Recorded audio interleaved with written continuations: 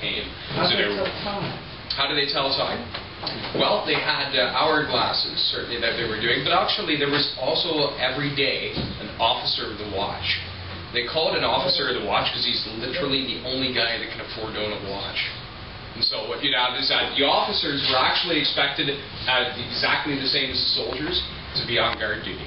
So what essentially you have is in the guardhouse you would have an officer, he's a junior officer, typically a lieutenant or a captain, and he's the officer of the day or the officer of the watch. You also have your guard, typically under either a sergeant or a corporal, and then you have a couple of fifers and drummers.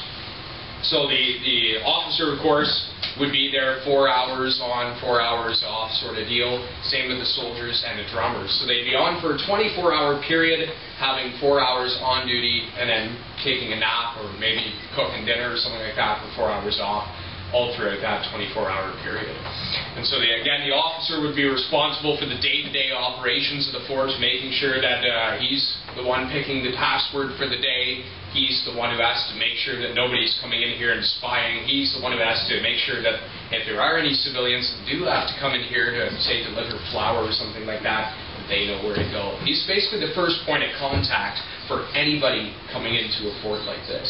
And so again, that officer of the day would be the one who tells the time. He's probably the only one who's literate enough to be able to tell time anyways.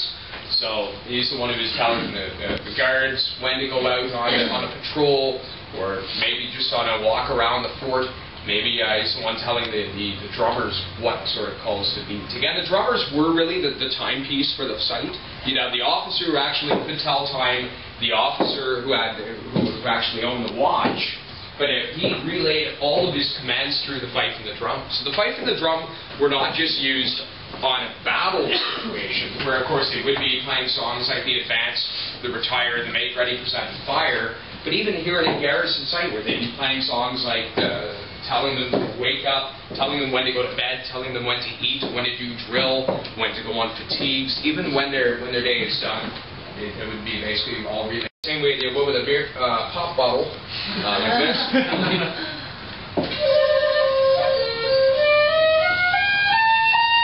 So it's not bad in the lower registry. By the way, does anybody have any hearing aids here?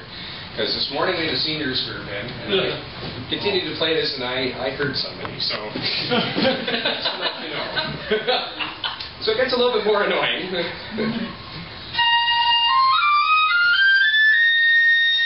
Then it gets really, really obnoxious.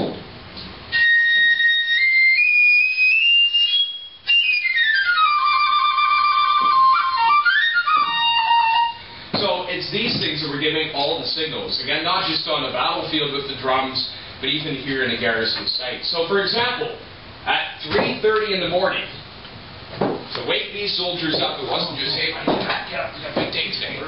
3:30 in the morning, you would have your fifers and drummers start playing the reveille.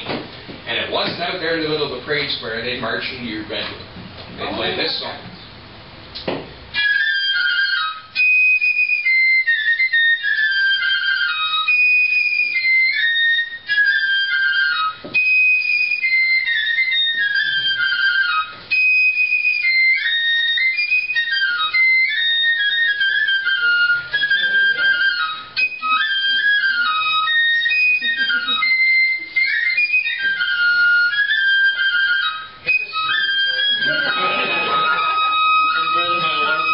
So that was for half of an hour. What? Oh, what? There was no snooze button on a fight drum.